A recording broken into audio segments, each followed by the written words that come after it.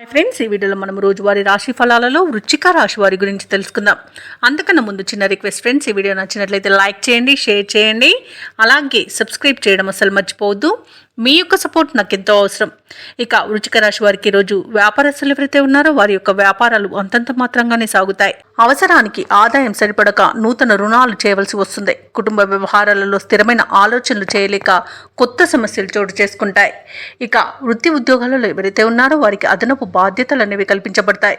ఇక చిన్న తరహా పరిశ్రమలకు ఎవరైతే పనిచేస్తున్నారో వారికి ఒడిదుడుకులు తప్పకపోవచ్చు. ఇక వృశ్చిక రాశి వారికి విద్యా నష్టం, ఉద్యోగ నష్టం అనేది కనబడుతుంది. వ్యాపారస్తులకు కూడా వ్యాపారాలలో నష్టాలను ఎదుర్కొంటారు. ప్రేమికులకు అవమానాలు ఎదురవుతాయి, అలాగే అపవాదులను ఎదుర్కోవాల్సి వస్తుంది.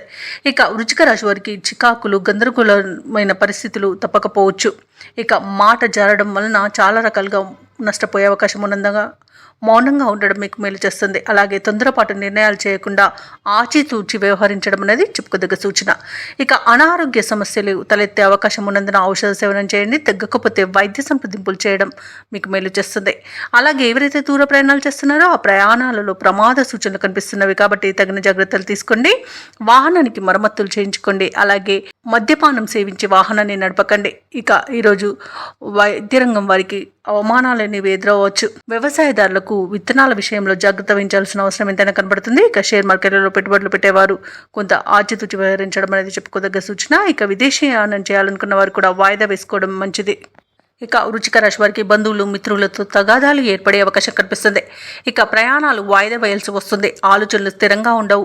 ఆస్తి వివాదాలు నెలకొంటాయి. ఇంటి నిర్మాణ యత్నాలు ముందుకు సాగవు. వాహనాల విషయంలో జాగ్రత్త అవసరం.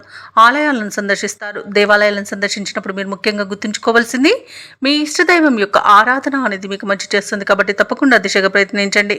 ఇక మొత్తంగా చూసుకుంటే ఈరోజు వృశ్చిక రాశి వారికి ఆదాయం తగ్గుతుంది. రుణ ప్రయత్నాలు చేస్తారు.